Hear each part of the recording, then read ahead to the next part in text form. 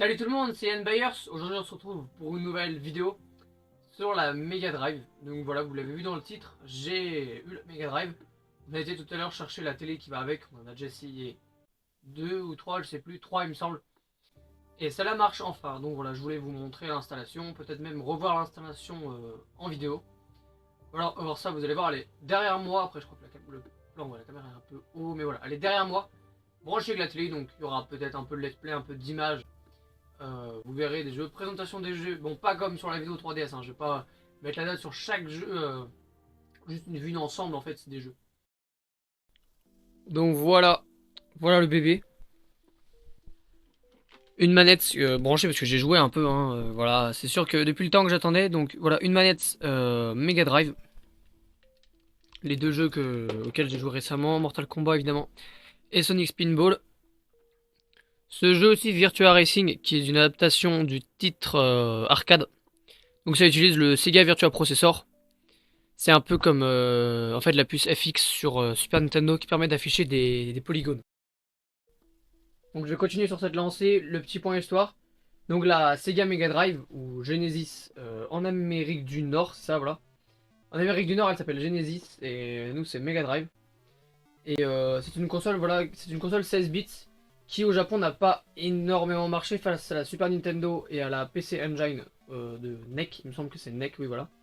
Elle n'a pas énormément marché au Japon, mais en France, en Amérique du Nord, elle a plutôt bien marché et a tenu concurrence, une digne concurrence à la Super Nintendo. Donc, voilà, c'est le petit point histoire de recontextualiser, recontextualiser tout ça. Voilà, histoire que les bases sont là, la console sortie en 90, Japon elle a pas énormément marché, France et Amérique du Nord elle a marché. Voilà, c'est histoire de poser les bases.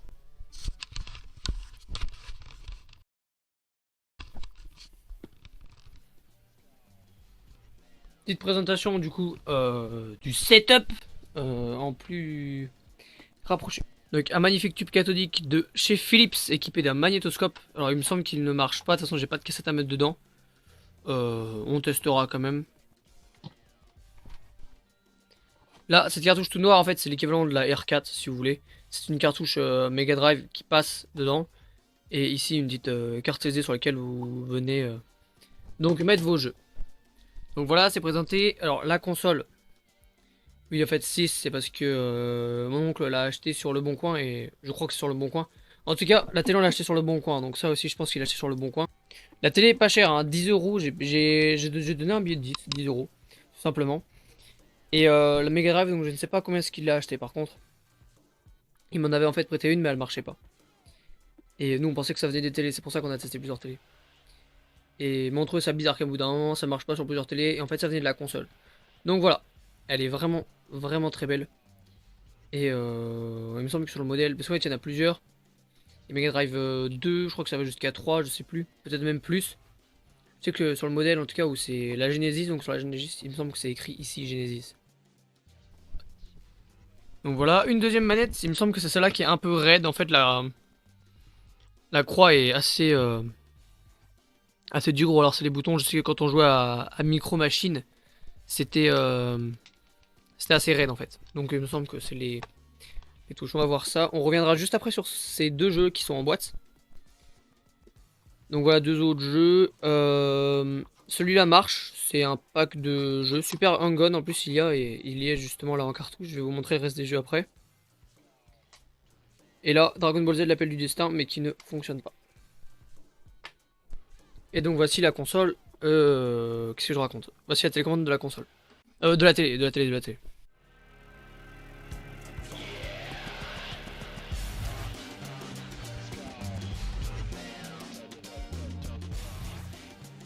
Alors, place aux autres cartouches. Donc nous avons Micro Machine 2. Lui, quand est-ce qu'il est sorti? Je ne sais plus. Je crois que c'est 94. Parce qu'en fait, le premier Micro Machine est sorti en 91. Lui, il a dû sortir en 93-94. Et le Micro Machine 95 ou 96. Attendez. Là, ça, c'est le premier Micro Machine. Il est là. Le premier Micro Machine, il est là. 91. Ensuite, Micro Machine 2, je crois que c'est 93-94. Et le troisième, Micro Machines 96, est sorti en 95. Alors par contre, est sorti où? Je pense que ouais, c'est les sorties européennes. Quand je dis il est sorti, en fait, je parle de l'Europe. Je parle pas de la sortie au Japon ou en Amérique du Nord, je parle vraiment quand je dis tel jeu est sorti, telle date, c'est la date en question, c'est la sortie européenne. Donc voilà, je pense que c'est 91, 93, 14, 95. Alors continuons sur les autres jeux, donc Super Hang-On, comme je vous parlais, qui est dans le pack de 3 jeux tout à l'heure avec Columns et un jeu de foot.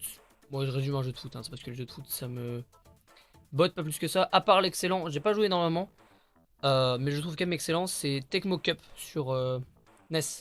C'est une adaptation de Olivier Tom, je crois, ou Captain Tsubasa, je crois que ça s'appelle comme ça en VO, je connais absolument pas ce dessin animé. En fait, c'est vraiment le foot, ça m'intéresse pas plus que ça. Honnêtement, c'est. Bref, voilà. Ça m'intéresse pas plus que ça le foot. Mais quand même, Tecmo Cup sur NES est vraiment très cool.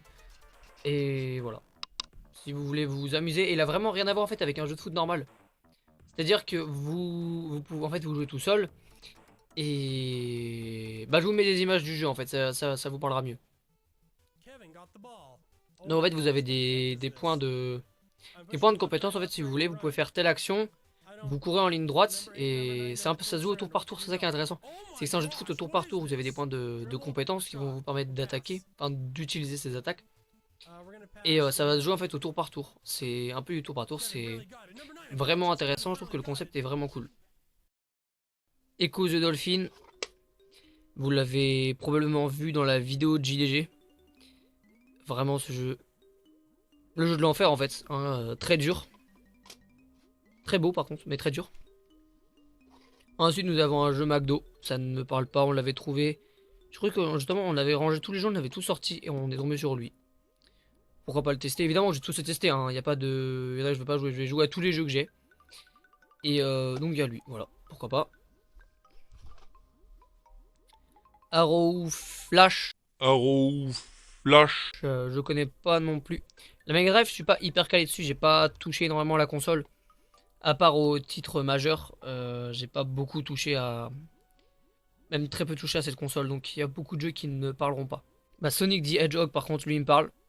Je l'ai même terminé et j'étais sur le 2 d'ailleurs. Je dis je suis, c'est parce que là pour le moment j'ai lâché la partie, mais voilà, j'étais dessus. Sur le 2, mais j'ai terminé le 1 et très cool. Très très cool. Le Roi Lion, un classique de la console. Moi j'ai joué à la version sur NES, au Roi Lion sur NES. Prochain jeu, Cool Spot. Donc c'est un. En fait c'est un jeu pareil, c'est publicitaire. C'est assez caché, mais contrairement au jeu McDo, il y a le logo McDo dessus. Où est-ce qu'il est? Il est là. Global Gladiators. Il y a le logo McDo ici. Mais ne vous détrompez pas, c'est aussi un jeu publicitaire. Et c'est pour une pub pour 7-Up.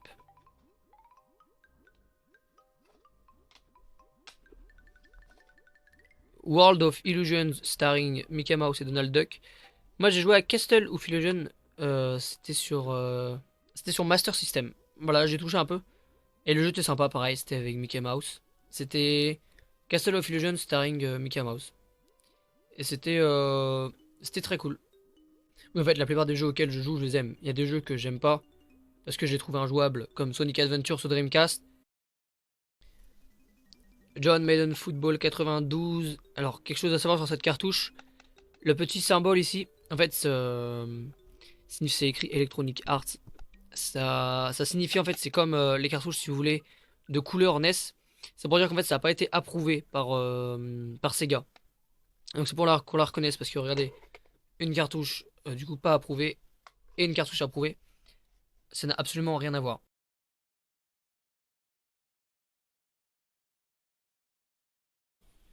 Donc oui, j'ai eu un petit problème de batterie. J'étais à Dragon Ball Z, l'appel du destin, qui ne fonctionne pas comme je vous l'ai dit précédemment.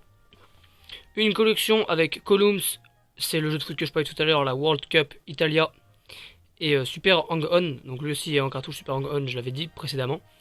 Columns, lui, c'est un jeu qui vient de la Game Gear, c'est un.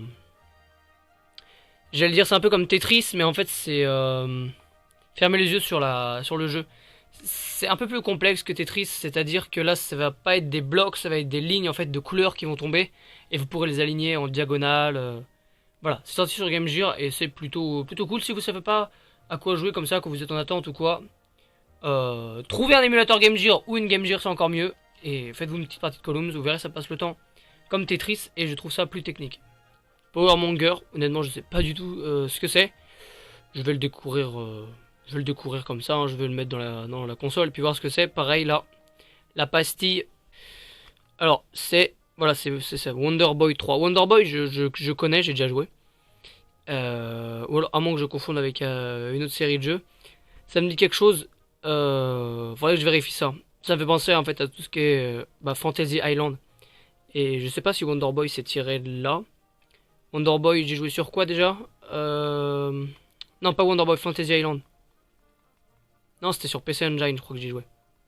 Donc, non. Je pense que je me trompe, je sais pas, je vais voir ça.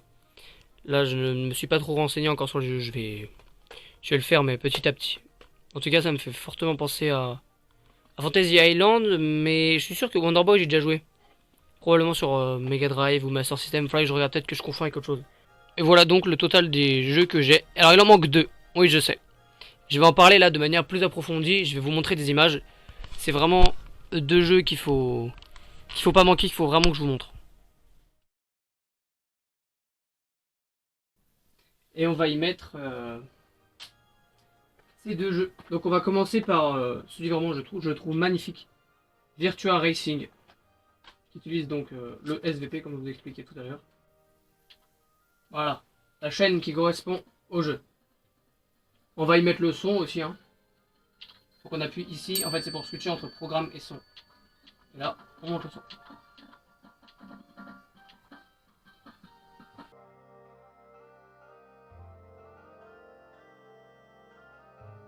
On peut même switcher en fait entre les caméras.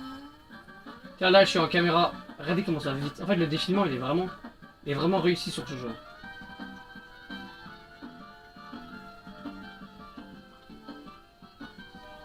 Et ça je trouve ça ouf de se dire que c'est sorti sur Mega Drive en fait, vraiment.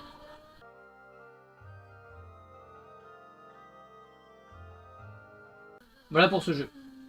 Et je le trouve vraiment réussi comme je vous l'ai dit et je trouve ça encore, je me répète, incroyable de se dire que ça c'est sorti sur Mega Drive. Je trouve ça vraiment exceptionnel. Donc voilà, c'est tout pour le moment. Voici Winter Challenge. Pareil, je vais vous montrer 2-3 mini-jeux que j'ai fait, je les ai pas tous faits. On va commencer par... ouais, allez, celui-là. C'est celui-là sur lequel je me débrouille le mieux pour le moment. Donc là, pareil, celui-là, si je voulais montrer aussi, c'est... Parce qu'en fait, il n'utilise pas le Sega Virtua Processor, du moins pas de ma connaissance. Il n'utilise pas le Sega Virtua Processor. Ce n'est ni indiqué sur la boîte, dans le manuel, je n'ai rien vu qui faisait référence, et ni sur la cartouche. Et en fait, le jeu a un espèce de rendu 3D aussi. 85 mètres 85 mètres, en fait, depuis tout à l'heure, on s'affrontait. Tout à l'heure, j'affrontais mon oncle sur le jeu, et il avait fait 71. Et du coup, je l'ai battu. Quelle autre épreuve qu'on avait fait? C'était ça. C'était ça, voilà, le bobsleigh. Très sympa aussi, regardez en fait regardez les bordures. Vous allez voir qu'en fait il y a un polygone, en fait il y a un rendu polygonal dans le jeu qui donne en fait une impression de 3D.